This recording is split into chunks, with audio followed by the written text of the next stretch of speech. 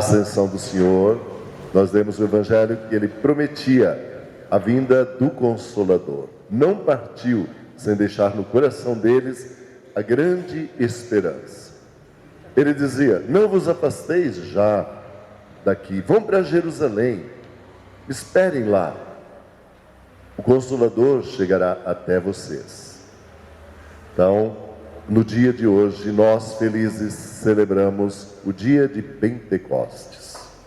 Para os judeus, os povos do Antigo Testamento, Pentecostes era uma festa tradicional, bonita, chamada a festa das semanas, 7 semanas de colheita, ou também chamada muitas vezes a festa das colheitas. Eles celebravam tudo que o Senhor lhes dava, o trigo,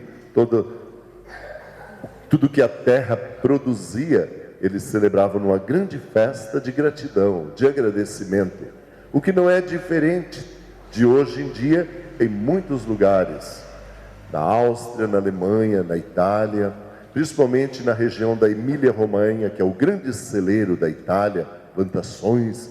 Quando chega o tempo da colheita, eles fazem festas aqui e ali, em todos os povoados, pequenas cidades, as festas de unidade, para celebrar e agradecer a Deus o que a Mãe Terra produz. Assim faziam nossos antigos ancestrais da fé, povo de Israel. Para nós, claro, tem uma conotação diferente a festa de Pentecostes. Vamos ver por quê. Deus é Pai, é Filho e é Espírito Santo. São 3 pessoas unidas na Trindade. Vamos falar do Espírito Santo, tão pouco conhecido, aliás, nada conhecido dos povos antigos. Ele sempre existiu, mas ninguém o conhecia. Quando Deus cria o mundo, e Ele diz: faça-se a terra, separem-se a terra firme das águas. E o Espírito de Deus pairava sobre a face das águas. Então ali está o Espírito Santo agindo na criação, mas ninguém conhecia.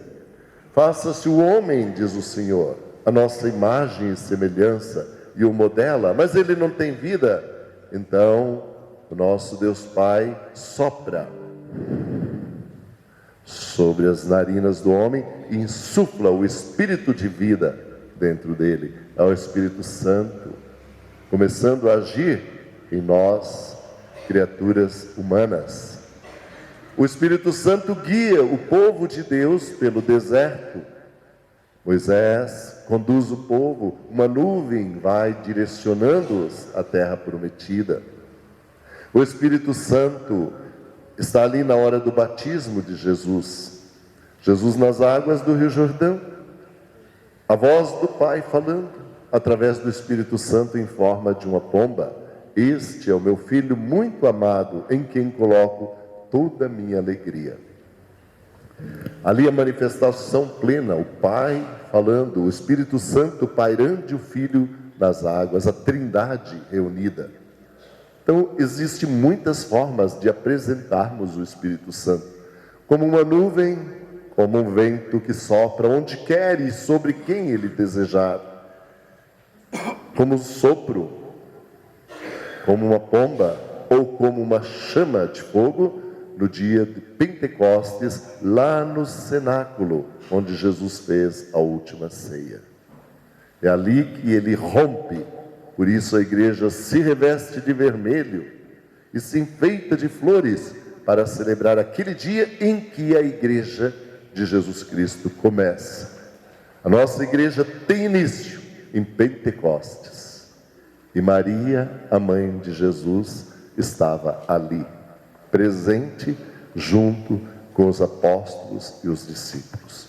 E rompe o Espírito Santo como chamas de fogo. Cumpre-se o que Jesus prometeu, o Consolador chega. Eles esperaram. E então já não ficam mais em Jerusalém, partem para todos os lugares, porque já receberam esses dons. E esses dons não podem ficar presos dentro de nós. nós temos que colocá-los a serviço em função dos outros. Eles saem em missão, plenos, cheios do Espírito Santo de Deus. Esse mesmo Espírito Santo que os apóstolos, que receberam todos os que estavam ali, é o mesmo Espírito que nós recebemos quando fomos batizados.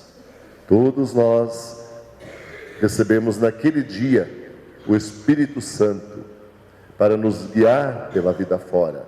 E a função dele é nos santificar, retirar-nos da condição de pecados e nos colocar para a condição de graça de Deus. Levantar-nos lá de baixo, santificando-nos e fazendo-nos ascender, subir. Assim é o Espírito Santo, distribuindo os seus dons. Nós temos os 7 dons do Espírito Santo, mas existem muitos e muitos mais dons, porque já falamos, ele sopra onde quer, é como um vento que passa, e sobre quem ele quer, e ali ele distribui dons. Todos nós recebemos dons. Nem todos nós desenvolvemos os dons que o Espírito Santo coloca sobre nós, dentro de nós. Por exemplo, conheci em Duque Bacelar, uma cidade do interior do Maranhão, uma senhora, dos muitos casos, eu me lembro agora desse. Ela tinha o dom da cura, de aliviar o sofrimento das pessoas, de aliviar a dor dos outros. Humilde, uma legionária de Maria, católica por excelência, ela descobriu que ela tinha esse dom. E ela então o colocava a serviço dos outros. Quando alguém estava com dores fortes, ou se sentia doente, ou deprimido, ia lá, ela colocava a sua mão calejada de tanto plantar mandioca e colher, aquela mão de trabalhadora, ela colocava sobre a pessoa e fazia a sua oração. E a pessoa dali saía renovada, revigorada, porque era um dom que ela tinha. E ela descobriu e colocou a serviço das pessoas. Ontem recordávamos de Padre Fábio de Mello. Quantos dons! Ele tem vários dons. O dom de cantar, nos alegrar com suas canções. O dom da oratória, ele fala bonito, explica direitinho. Ele tem um dom bonito da sabedoria. As palavras deles tocam o coração das pessoas, porque tem sabedoria. Padre Marcelo, um homem cheio de dons também. Tantos e tantos homens e mulheres por aí, muitas vezes não conhecidos de ninguém, mas que descobriram os seus dons e desenvolvem. Outros não, seguram para si, encolhem. O Espírito não quer que seja dessa maneira. Hoje se fala até no dom das lágrimas.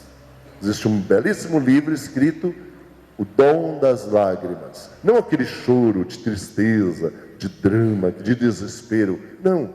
Tem pessoas que têm uma sensibilidade muito grande, e na nossa igreja nós vemos muito isso. De repente, um momento de emoção toca o coração e as lágrimas descem abundantes. Não que aquela pessoa esteja sofrendo, em desespero, mas é um dom. Ela simplesmente põe para fora, através das lágrimas, a sua emoção. Ela se purifica, ela se melhora através desse dom e ainda ajuda os outros. Porque dentro daquele momento de lágrimas, ela põe diante de Deus quantos e quantos pedidos, quantas e quantas pessoas que necessitam de alguma ajuda, e ela naquele momento lembra e vai rezando e pedindo. Assim é o Espírito Santo. Nos tempos antigos, achava-se que as pessoas tinham dentro de si, cada um espírito ruim, eles diziam. Os judeus falavam assim: todos nós temos um espírito mau dentro de nós, que nos faz pecar, fazer coisas horríveis. Hoje, nós cremos diferente. Todos nós temos dentro de nós boas sementes, e sementes não tão boas que nós não conhecemos.